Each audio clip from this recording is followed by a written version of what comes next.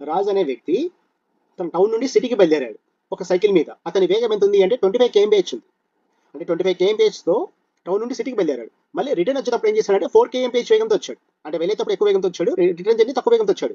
అయితే మొత్తం మీద అతనికి పడిన టైం ఎంత అంటే 5 hours 48 minutes పట్టిందంట. టోటల్ జర్నీ ఎంత అంటే 5 hours 48 minutes పడితే మన క్వశ్చన్ ఇస్తున్నాడంటే టౌన్ కి సిటీకి మధ్య డిస్టెన్స్ ఎంత ఉంది అంటున్నాడు. క్లియర్ ఓకేనా?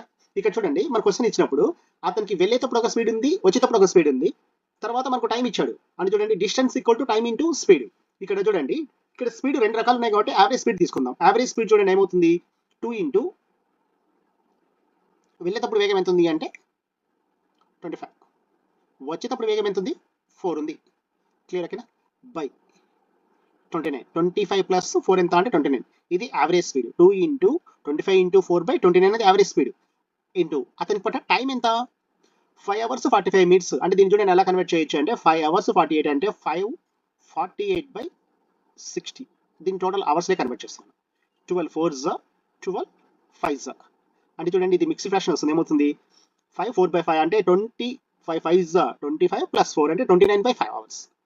29 బై 5 hours పట్టింది. ఇంతవరకు క్లియర్ ఓకేనా? ఇది టోటల్ డిస్టెన్స్ అంటే వెళ్ళడానికి మరియు రిటర్న్ అవ్వడానికి. అంటే చూడండి టౌన్ నుండి సిటీకి వెళ్ళడానికి, సిటీ నుండి మళ్ళీ టౌన్కి రావడానికి పట్టింది. కాబట్టి దాంట్లో హాఫ్ డిస్టెన్స్ తీసుకుంటే మనకి ఏమొస్తుంది అంటే టౌన్కి సిటీకి మధ్య డిస్టెన్స్ వస్తుంది. క్లియర్ ఓకేనా? ఇక్కడ చూడండి 2 2 క్యాన్సిల్, 29 29 క్యాన్సిల్, 5 1s 5 5s అంటే 5 4s ఎంత అంటే 20 kilometers.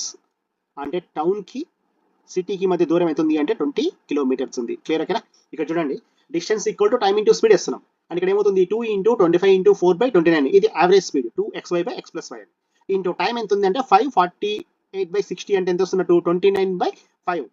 5 5 25 ప్లస్ ఈ రెండు ఇంటూ అవుతాయి, ఇది ప్లస్ చేస్తాం. ఈ రెండు ఇంటూ అవుతాయి ప్లస్ ఇది చేస్తాం. అంటే 5 5 25 ప్లస్ 4 ఎంత అంటే 29 బై 5 hours పట్టింది. ఇంటూ హాఫ్ ఎందుకంటే వెళ్ళి రావడానికి మొత్తం డిస్టెన్స్ వచ్చింది, అట్లా హాఫే కదా. కాబట్టి మన ఆన్సర్ ఎంత అంటే 20 kilometers.